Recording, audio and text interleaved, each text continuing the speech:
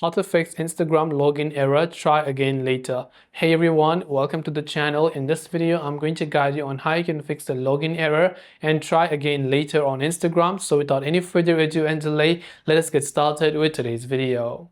If you're facing an Instagram login error that says try again later, then there could be many underlying issues with this. The first thing is, do not attempt from the same tab over and over again. Just close the Instagram app. And if you are using Wi-Fi or mobile data, just switch to each other and see if that helps you solve the problem. Then after you've done that, if you're logged in on your Android, then you want to just long press on the Instagram app icon and tap on this I button that says App Info, which will take you to your app information page. From here, you want to go to the option called Storage, where you can clear the cache file and you can also choose to clear the app data. Now, once you've done this, go to your Play Store or your App Store, search for the Instagram app, and you want to check if it has an update available.